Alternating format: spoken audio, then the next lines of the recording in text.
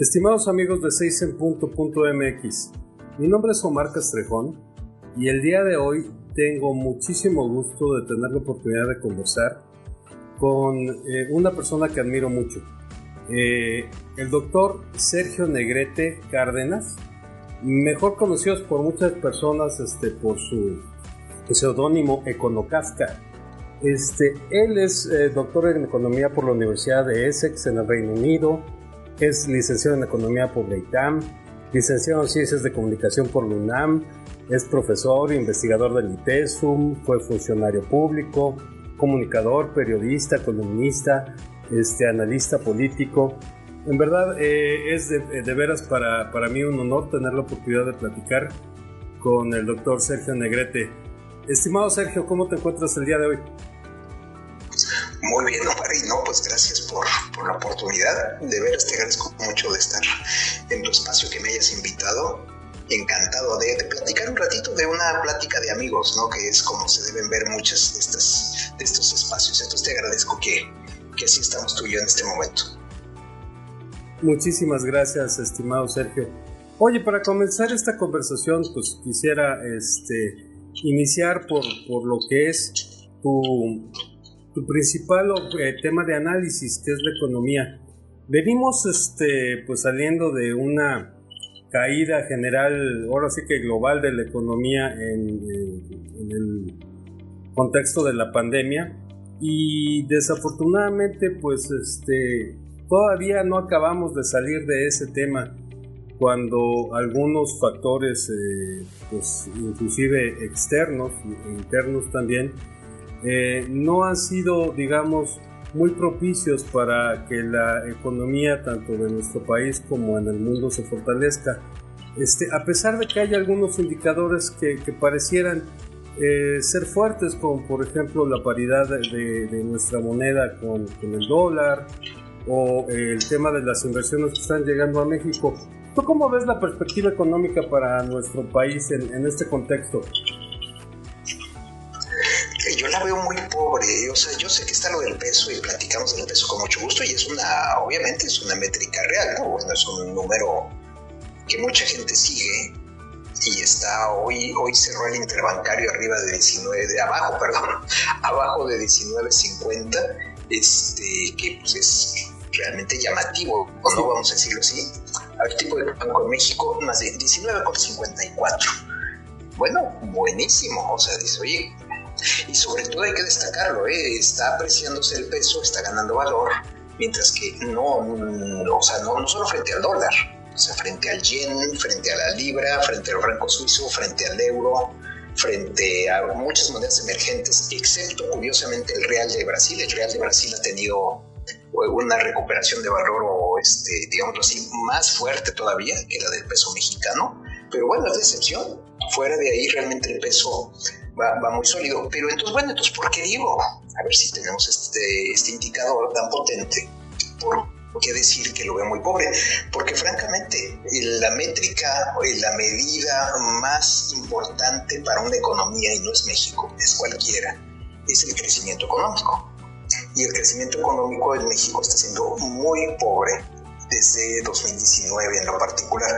Desde 1982 en lo general hemos tenido un crecimiento muy pobre. Esto ha sido prácticamente generalizado. Algún sexenio medio se ha librado, el de Salinas destacadamente no tuvo ninguna recesión, tampoco el de Peña, pero ya el de Salinas no fue tan espectacular el crecimiento, que todavía era bastante decente. El de Peña fue ya bastante mediocre, pero bueno, no hubo contracciones importantes. La hubo con Calderón por la crisis financiera global, la hubo con López Obrador por la pandemia, pero hay que decirlo, desde 2019 se contrajo la economía, y en 2021 se expandió, se recuperó muy mal la economía. O sea, no compensó ni mucho menos la contracción de 2020, a diferencia de muchos otros países.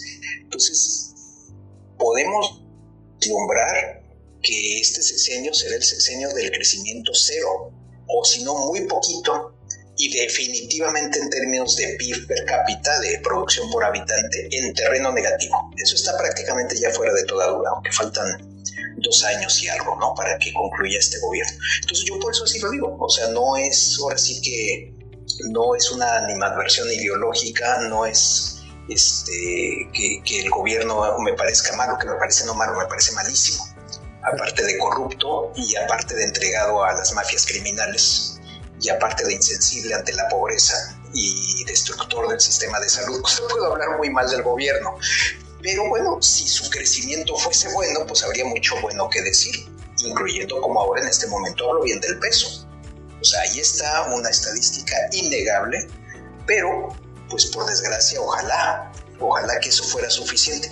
No dudo que a la gente frontera le está cayendo muy bien, la gente que vive en el área fronteriza, bueno, esta clase de comportamiento cambiario es muy bienvenido y qué bueno, pero no hay nada que sustituya nada a un buen crecimiento económico. Si no hay buen crecimiento económico, no hay más empleo, y si no hay más empleo, no hay más salarios. Es correcto. No crecen los salarios. Estimado Sergio, tienes mucha razón. Porque, pues mira, como bien señalas, tal vez en este momento la coyuntura le esté favoreciendo a las personas que viven en la frontera de nuestro país, pero quienes no vivimos en la frontera de nuestro país y que hemos padecido pues toda la recesión económica ocasionada por la pandemia y también por factores internos que han, digamos, quitado incentivos a la inversión. Pero muchos negocios se perdieron, cerraron y ya no se recuperaron. Muchísimos empleos también no volvieron a recuperarse. Y además estamos padeciendo pues una inflación que parece escalar cada vez más, ¿verdad? Sí, ahora deja decirlo, te digo, hay elementos que son externos. A ver, la inflación mucho es externa. De hecho, la inflación ahorita en México, cosa muy rara, es inferior a la de Estados Unidos. Ahora, es inferior por un elemento muy específico y es el subsidio a la gasolina, que es extraordinariamente costoso. O sea, el chistecito nos va a costar unos 330,000 millones de pesos al año, si no es que más. ¿Qué se podría hacer con ese dinero? Exacto, es que ese es el punto. Dices, oye, pues eso mantiene controlada la inflación. Bueno, controlada más o menos en un par de puntos porcentuales. Pero dices, imagínate lo que podrías hacer con 330,000 millones de pesos. O sea, cuántas vacunas, cuántas escuelas, cuántos niños con cáncer podrías estar ayudando, ¿no? Y el subsidio a la gasolina, pues a todo el mundo le gusta. A mí en lo personal también me gusta, ¿no? De hecho, me gustaría que la gasolina fuera gratuita, pero pues ocurre que es un golpe a las finanzas públicas muy grave y aparte es un subsidio sobre todo a los más ricos. El subsidio a la gasolina es una muy mala idea. Por eso prácticamente ningún país sensato, esto es rico, ni Noruega, que tiene tanto petróleo, da un subsidio a la gasolina. ¿Por qué? Pues porque beneficias a los que más usan gasolina. ¿Qué ocurre? Que en México son los que más dinero tienen porque tienen un coche. Y entre más grande el coche, pues más ricos. No hay forma, pues, de defender el subsidio a la gasolina, fuera de decir que es muy popular. Pues sí lo es. Pero bueno, la política pública no debe de conducirse generalmente como concurso de popularidad. Y sobre todo, reitero, y tienes razón, es que fue tu pregunta, fue la pregunta. ¿Qué harías con 300 en lugar de regalarle mucho dinero a los que más dinero ya tienen? Es correcto, ¿no? Eso podría financiar, pues, sobre todo a nuestro sistema de salud pública tan golpeado, ¿no? Sí, bueno, se destruyó el Seguro Popular y se le sustituyó por algo que es mucho menor y de mucho menor alcance, que es el INSABI. Entonces, bueno, la destrucción, pues en general del sector salud, obviamente, por supuesto, la compra y distribución de medicamentos es una historia aterradora.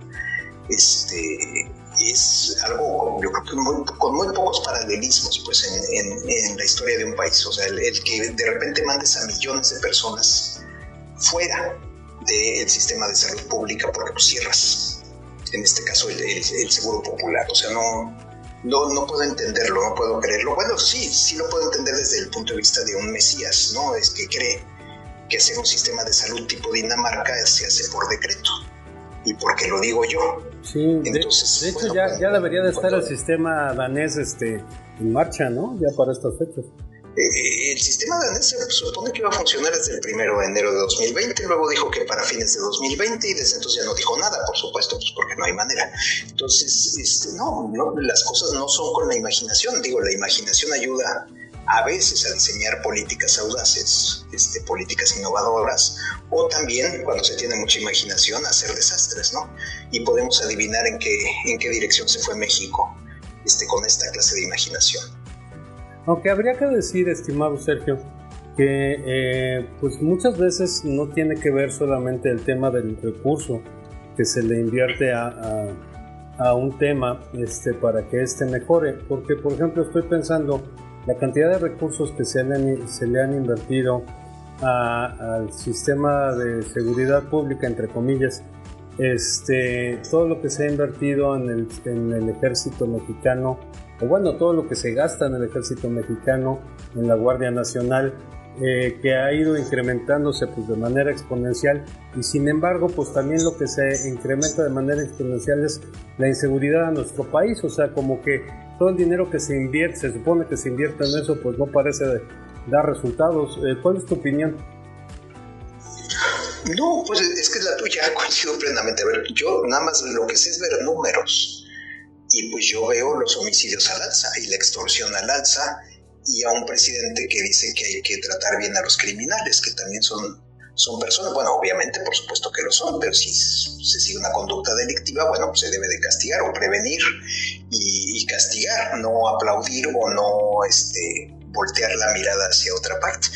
Entonces, bueno, yo estoy contigo. No, genuinamente debo decirte, me da pena confesarlo, no tengo las cifras en la cabeza de cómo haya aumentado el presupuesto de seguridad pública bueno, el ejército ya sabemos que lo han hinchado a contratos, ¿no? Entonces eso ya es muy engañoso, ¿no? En el sentido de pues el dinero del aeropuerto, el dinero de las aduanas, el dinero de qué tantos dineros, pues ahora se enfocan al ejército. Pero independientemente de ello, el hecho, que es lo que tú acabas de decir, es los resultados. Y por los resultados ahí están a la vista de todo el mundo. No es posible inventar otros datos, ¿no? Por más que se quiera. Entonces, pues ahí estoy totalmente contigo. Independientemente de la cantidad de dinero que se esté enfocando, pues lo que tenemos es evidentemente un fracaso espectacular en materia de seguridad, haciendo a un lado los presupuestos que se puedan haber estado es cierto, estimado Sergio. Siendo, ¿no? Al respecto,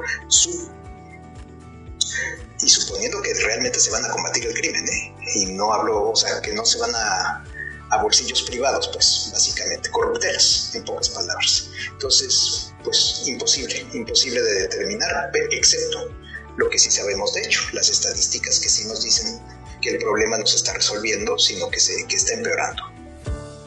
Así es. De hecho, tú escribías en tu columna de los viernes en El Financiero, que por cierto a nuestra audiencia, a quien nos haga favor de escuchar, yo les recomiendo que tanto la columna que escribe el doctor Sergio Negrete en El Financiero, como en Arena Pública y sus podcasts, por favor no se los pierdan, porque si quieren estar bien informados sobre temas de economía, política, es muy recomendable seguir a Sergio Negrete. Y tú escribías algo que me parece a mí muy preocupante. Además de la falta de resultados, también hay una especie de actitud pues complaciente, una serie de consideraciones para la gente que se dedica al crimen, que no habíamos visto antes. No me lo puedo explicar. Bueno, más bien sí me lo puedo explicar. Espero que mi explicación sea incorrecta, pero la única deducción que uno puede hacer es que si te declaras amigo de criminales es que eres un criminal también. Entonces, pues es la única conclusión plausible, ¿no? Vamos a decirlo así. Porque de otra manera no tiene sentido, ¿no? ¿Verdad? Tengo una explicación alterna, hay que ser justos, ¿no? Y ahí te va. Y es la creencia, pero a ver, después de 3 años y pico, creo que el resultado muestra que si eso fue el caso, fue de una ingenuidad pasmosa. Fue una especie de decir, tú no te metas conmigo, así como que tú haz tus actividades por ahí, yo finjo que no pasa nada, o sea, una especie de paz mafiosa, vamos a decirlo así, pero buscando que haya una especie de acuerdo implícito, ¿no? Entre así con los grupos criminales. Entonces, bueno, pues vamos, ahora sí que yo no te persigo y tú no matas gente, pues vamos a decirlo así, por ejemplo. Bueno, pues el resultado está a la vista. O sea, si genuinamente esa fue la intención, vamos a decir que no tenemos un gobierno que sea realmente criminal, sino que fue una estrategia. Es decir, yo te ofrezco abrazos y dejemos de darnos balazos. Bueno, a ver, podemos analizar mucho qué tan sabia sería esa estrategia, pero si lo fue, lo que ya no podemos argumentar hoy por hoy, a 3 años y medio de distancia, es que funciona. Así es, porque si tu hipótesis fuera correcta, pues uno tendría que deducir entonces dos cosas, o una de dos: o se hizo esta estrategia sin haber de por medio un pacto con los criminales explícito, o los criminales decidieron no cumplir con este acuerdo. De cualquier manera, los resultados han sido nefastos para el país. Sí, es que digo, lo que hay que ver son los números, son los resultados, y asombra, porque me quedo corto con el asombro, que el presidente insiste que sí va a funcionar, que hay que darle tiempo. Dices, bueno, es evidente que no ha funcionado, es evidente que no va a funcionar, y si no ha funcionado en 3 años y medio, pues no va a funcionar en los 2 años y medio que faltan. Sí, y aparte, pues el tiempo, tú lo sabes, es el recurso más valioso. Pues bueno, que existe, pero además de tiempo, pues estamos hablando de vidas, ¿no? No, es que ese es el punto aquí, por supuesto. O sea, no estamos hablando de en abstracto de que no hay medicamentos. Estamos hablando de gente que está muriendo. No estamos hablando en abstracto de, bueno, es que no se persigue al crimen. Estamos hablando de gente que está muriendo, de gente que está enfermando. O sea, estamos hablando de víctimas de la política pública o de la política de seguridad o de la política, ¿no? No, si el problema es ese. El problema es las víctimas colaterales o directas que tiene cierta acción o inacción del gobierno, por supuesto. Eso es lo importante y es lo grave, y es, bueno, las familias enlutadas, las familias destruidas a raíz de lo que haces o dejas de hacer. Es cierto, estimado Sergio. Además, una de las principales promesas, digamos, del gobierno del presidente López Obrador, pues fue el combate a la corrupción. Prácticamente esa era la solución mágica para todos los problemas del país: combatir y terminar con la corrupción. Pero, como bien dices, tú que eres un hombre de números, pues no parece haber evidencias ni números que respalden ese combate, sino por el contrario, ¿no? Parece ser que inclusive ha aumentado y de manera también muy grave. Gravísima. No, a ver, bueno, lo que tenemos es tenemos dos: evidencia y evidencia anecdótica. Pero la evidencia anecdótica es muy, muy, muy potente. O sea, los hermanos con los sobres, el hijo con las casas, la cuñada con los contratos, ahí en el municipio de Macuspana, esto puede sonar un poco superficial, ¿no? Porque dice, bueno, pero ¿qué tanto refleja? Bueno, creo que refleja muchísimo. Es el círculo más cercano posible al presidente, de entrada. Entonces ya eso es muy, muy, muy preocupante. Y bueno, todo lo que se ve de contratos asignados directamente, con absoluta falta de transparencia, todo lo que se percibe de corrupción a nivel calle, a nivel ventanilla, a nivel demostrador, se siente al menos tan fuerte como en el sexenio de Peña, que también fue bastante corrupto, pero no era corrupto en ese nivel tan masivo, vamos a decirlo así. Ahora, ahí sí no podemos llamarnos engaño. Yo todavía podía dar con algo de margen el beneficio de la duda a la estrategia de abrazos no balazos, a la estrategia de soy honesto, o sea, la declaración de soy honesto, soy honrado, soy incorruptible, ya se acabó la corrupción y saco el pañuelito blanco. Yo lo que veo es el más profundo cinismo que puede haberse visto en Palacio Nacional jamás. O sea, esto no es defendible. no podemos argumentar que no sabe, no podemos argumentar que lo engañan, que también sería bastante grave, ¿no? Dices, bueno, no sé qué es peor, que lo engañen, o que también sea un ladrón. Bueno, yo creo que espero obviamente que sea un ladrón, pero bueno, aquí no hay defensa posible, o sea, no hay nada que se pueda decir. Es simplemente vivió de esto, o sea, es que aparte de todo yo no sé quién se sorprende. Fueron muchos años de candidato, de no tener un ingreso aparente y que vivía, pues al parecer, bastante bien. En esa época el señor López Obrador, 14 largos años, sin duda algo de su partido, fuese el PRD en su momento, Morena después, pero pues difícilmente con 200 pesos en la cartera, eso sí. O sea, siempre fue la declaración irrealista, ¿no? La declaración literalmente increíble de no creerse, de no tengo un peso encima, pero pues ando en estos coches, vivo de esta manera, a veces se refugiaba que es que mis libros se venden muy bien. Entonces, yo aquí, pues sí, yo veo al cínico, pero al que siempre fue un cínico. O sea, que la gente se haya dejado engañar, pues es algo que sí, particularmente a mí me sorprende mucho, pero bueno, pues así fue. Ahora, finalmente ha mantenido la estrategia del cinismo. Le funcionó en cierta época con mucha gente, le sigue funcionando, por increíble que parezca, con algunas personas, pero cada vez menos. Pero aquí sí no hay defensa posible, no hay manera de decir que este gobierno es honesto, porque no lo es. Si bien va, es tan corrupto como el de Peña Nieto. Creo que bastante más que el de Peña Nieto, pero bueno, esto ya sería cuestión de tratar de hacer números y eso es bastante difícil. Sí, pero pues, competir con Peña Nieto o competir con López Portillo, pues no es nada glorioso, ¿no? Y menos aquí sí, donde gana el campeonato, perdón Omar, sé que no te dejé, disculpa, donde gana el campeonato, quiero reiterarlo, es en sí mismo. Porque ahí sí deja a cualquiera atrás. El nivel de cinismo, y es la palabra que no puedo dejar de usar, sé que la estoy repitiendo mucho, pues es impactante. Perdón, Omar, decías. No, tienes razón, de hecho yo coincido contigo y supongo que millones de personas también, pero sin embargo, pues por inaudito que parezca, sus niveles de popularidad, llamémoslo así, siguen siendo muy altos. El partido del movimiento que él encabeza, pues sigue siendo puntero en las encuestas para pues, las próximas elecciones que se van a dar en los estados que las tendrán para las gubernaturas.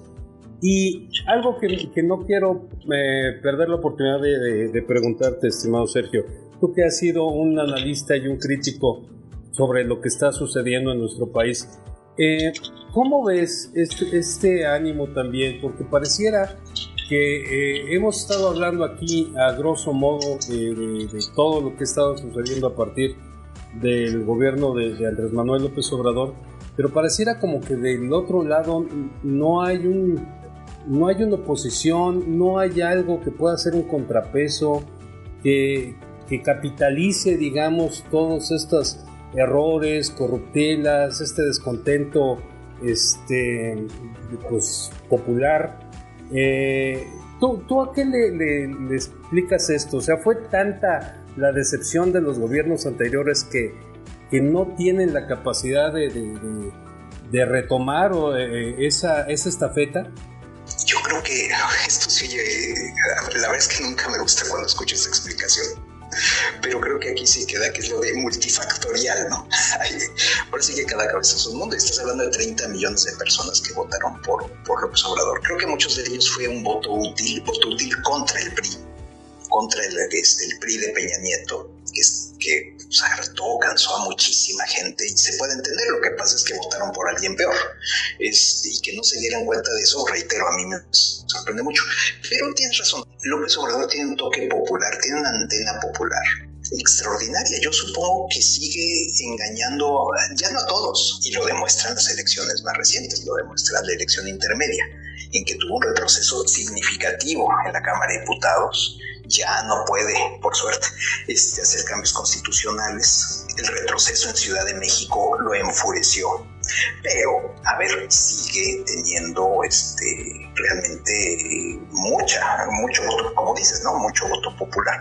Entonces, ¿a qué atribuyo esto? Yo realmente hago paralelismo entre lo que es Morena el día de hoy y lo que era el PRI en los 70s o en los 60s. Esto es un partido muy grande, muy fuerte, donde la oposición no existía mucho, y esa oposición incluía al PAN, sobra decir.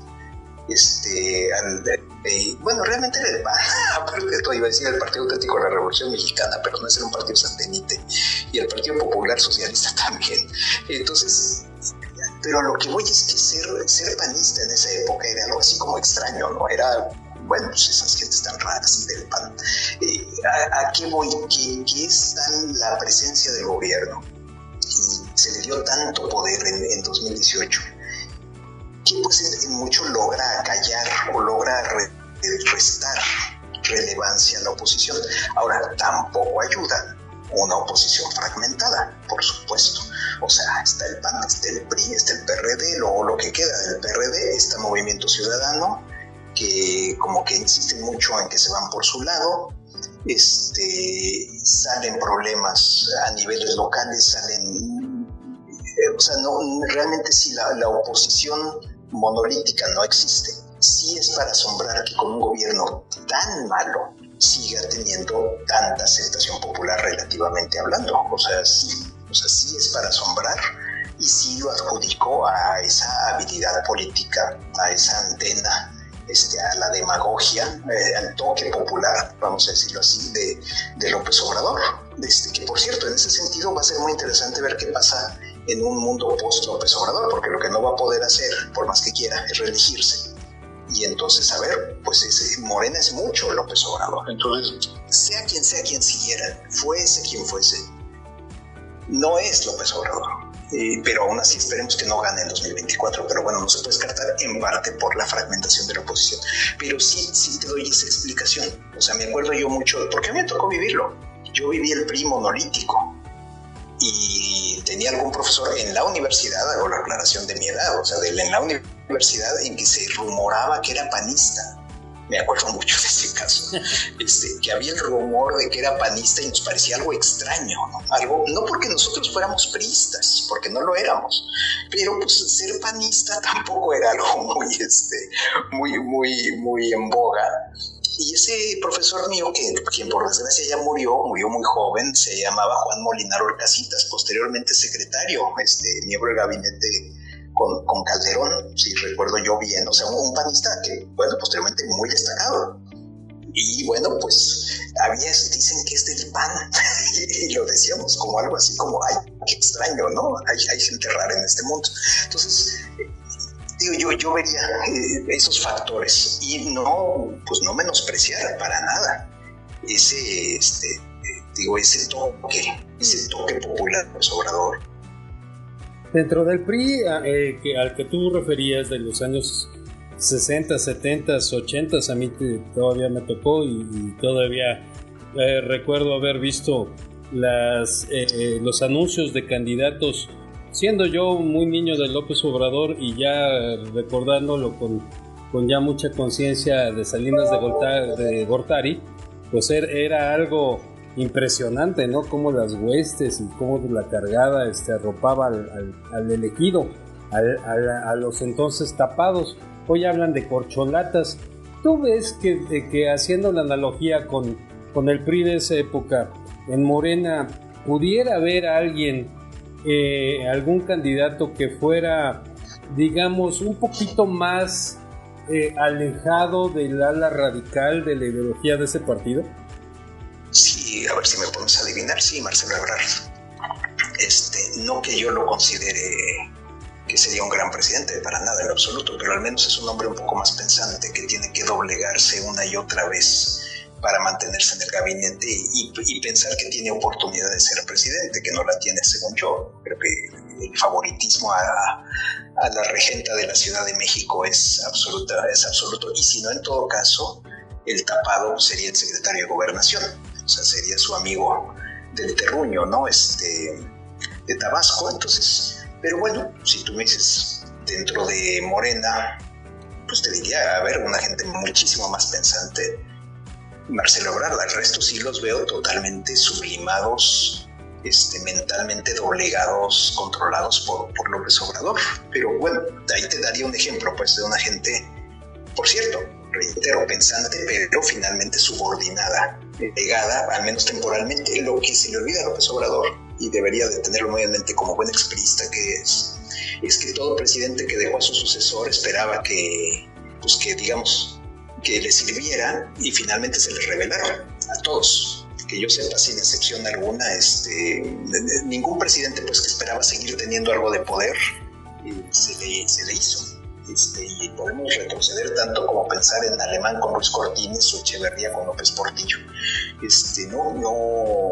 López Mateos Díaz Ordaz fue algo muy particular, aparte que López Mateos murió relativamente poco después, pero ningún presidente pues pudo perpetuar poder a través de su sucesor, y esa lección creo que se le escapa a López Obrador, que bueno, por cierto, dicho sea de paso, pero ciertamente sí, lo que él tiene, y es la gente de la que le gusta rodearse, es gente que es totalmente adicta a su persona, que le debe absolutamente todo, y que por lo tanto, bueno, de que sí le van a proteger la espalda sin duda, eso que ni qué, pero de eso a que puedan reproducir o que pueda él seguir gobernando a través de alguien, sea quien sea, finalmente ese alguien tiene el poder, ejerce el poder, y luego voltea a ver a quien lo antecedió en el cargo y le puede decir, mira, te agradezco mucho, pero ahora me toca a mí, y pues si quieres la embajada en las Islas Fiji, como le dijo López Portillo a Echeverría, pues ahí está.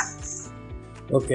Oye, Sergio, y dentro de la oposición, hablando de, pues, del PAN, del PRI, del PRD, ahora que ahora resulta que también es la oposición a López Obrador, ¿tú ves algo fuera de esos partidos? ¿Ves alguna figura que pudiera de alguna manera representar, amalgamar el descontento de tantos sectores de la población que han sido agraviados por este gobierno? Estoy pensando en las mujeres, estoy pensando en los niños y en los padres de los niños enfermos, estoy pensando en las víctimas del crimen, en la clase media, en los estudiantes. ¿Habrá alguna en el imaginario, en lo que tú observas como analista, alguna persona que pudiera de alguna manera enarbolar esa bandera de oposición al régimen de López Obrador o a Morena? Sí, es que a ver, yo creo que cualquier opositor con buena trayectoria o con ciertos antecedentes que pueda aglutinar a la oposición. El problema que yo veo aquí es que haya varios candidatos. Ese es el problema que veo. De entrada, pues para parecer el Movimiento Ciudadano se ve por su lado. Entonces, ojalá haya unas buenas, llamemos de primarias, que permitan presentar una oposición muy unida, porque pues no hay segunda vuelta. O sea, si hubiera solo una primera vuelta, pues yo hubiera ganado Gustavo Petro en Colombia, ¿no? Pues igual no gana, igual ya se verá, eso ya lo decidirán los colombianos, pero me refiero que muchas veces el sistema de segunda vuelta es muy bueno, pues, en ese sentido. No lo tenemos nosotros.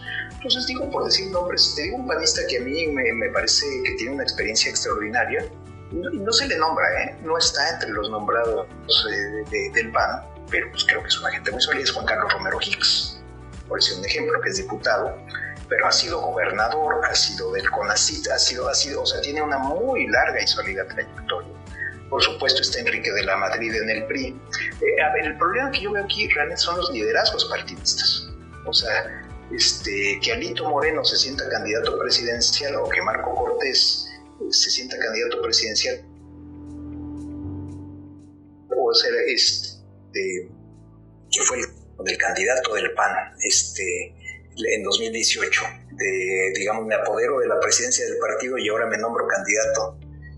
Realmente eso ya destruye mucho, pues. O sea, los liderazgos de los partidos deberían ser no solo muy neutrales, sino también estar enfocados realmente a buscar ganar la elección, no en buscar ser candidatos ellos. Entonces, no, yo creo que hay varias personas, no hay nadie realmente que tú digas, oye, tal persona arrasa en las encuestas, destaca de una manera impresionante, qué carisma, o qué, pues no podemos nombrar a alguien con esa característica, no todavía, también pues faltan 2 años, pero de que sí existe la posibilidad de alguien serio que pueda, como tú dijiste, y eso es el corazón de tu pregunta, aglutinar no solo el descontento, sino también presentar alternativas interesantes de gobierno.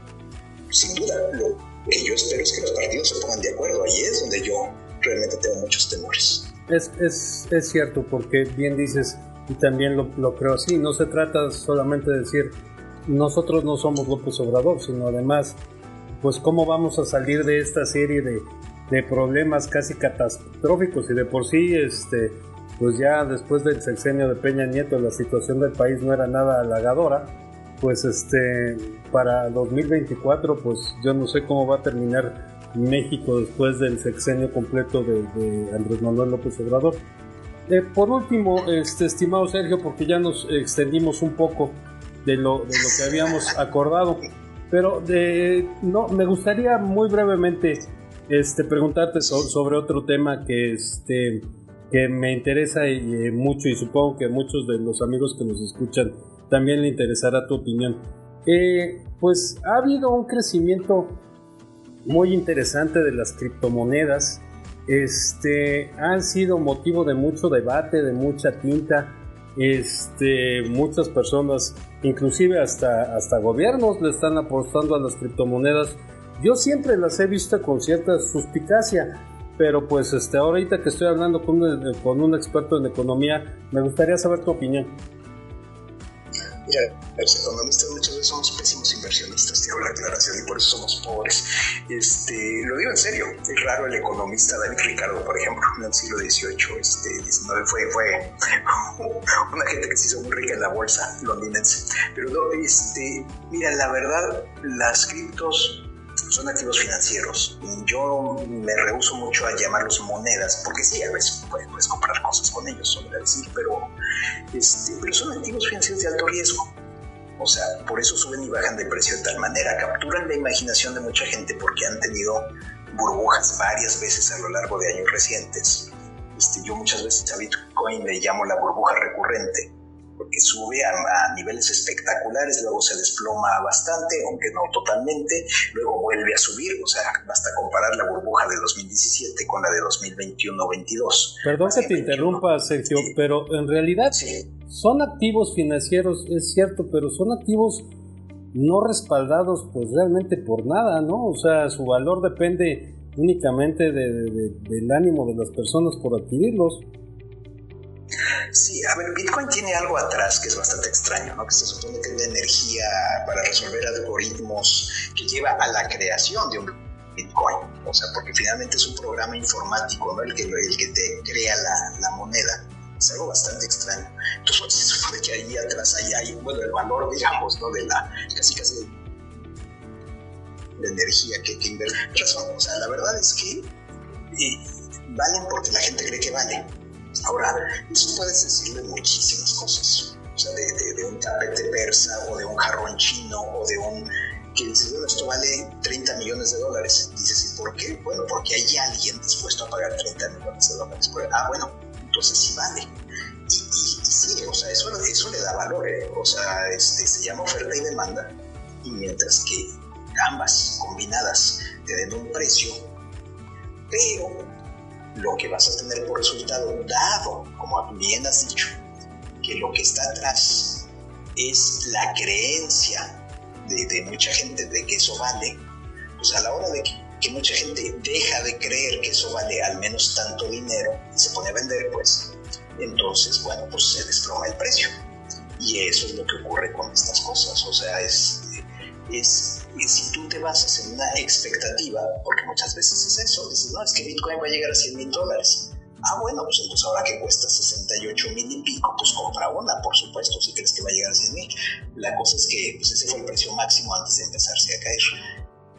Y pues ahí sí tienes, como en tantas ocasiones a lo largo de la historia, la gente que cree que porque hay algo tecnológico atrás de mucho valor realmente. O sea, yo me acuerdo mucho de la burbuja .com de internet en los años 90, o sea, fue espectacular, pero que internet fuese algo maravilloso, y lo es, no significa que aquello que usa internet va a valer mucho dinero. Ese es el brinco. que hay. Y entonces sí, pues yo me sigo fiando mucho más, la verdad, de un banco central, y más de un banco central autónomo, como es ahora el Banco de México y muchísimos bancos centrales alrededor del mundo. Esto es bancos centrales que tienen prohibido, porque sí, o porque se los ordena un político. Bueno, pues la verdad es que sí, me fío mucho más de ese dinero que de alguien que de un empresario, pues vamos a decirlo así, o alguien con mucha imaginación, que dice, esta es la moneda y pues pónganse a usarla. Entonces, estoy absolutamente de acuerdo contigo. Eso, para mí es una locura muy, muy peculiar la que se observa en las criptos. Que, pues, bueno, pero ¿cómo puede valer esto? La respuesta es muy sencilla, porque la gente cree que vale.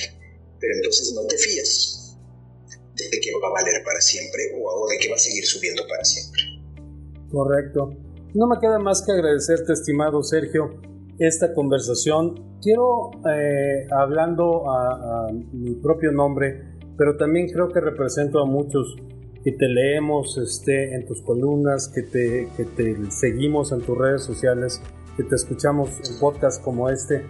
Quiero reconocerte no solamente por la calidad de la información y de las opiniones que nos compartes, sino también por el valor de escribir lo que escribes, porque pues vivimos en tiempos, a pesar de que desde Palacio Nacional se diga otra cosa, muy difíciles para la libertad de expresión. Y quien es crítico, quien se atreve a dar un punto de vista diferente y a poner un enfoque sobre la realidad, sobre los datos duros y no sobre otros datos imaginarios, pues es de reconocerse y yo quiero tomar la oportunidad para hacerlo. Muchas gracias, estimado Sergio. No, gracias a ti, pero todos somos participantes en redes sociales y estamos todos pues, aportando un poquito. Hay algo fabuloso en las redes que es la memoria. Entonces no permitimos, ¿no?, que aquellos que robaron o mintieron ya no les dejamos que se salgan con la suya tan fácil, nada fácil. Entonces no, todos estamos en un colectivo fascinante, ¿no?, de memoria y pues de crítica que se está ejerciendo afortunadamente, porque vaya que nos hace falta en este gobierno. Entonces lo que quiero decir es que yo te agradezco a ti, al contrario, el espacio y esta posibilidad de platicar. Muchas gracias, estimado Sergio, y muchas gracias, amigos de 6en.mx, por acompañarnos en este podcast.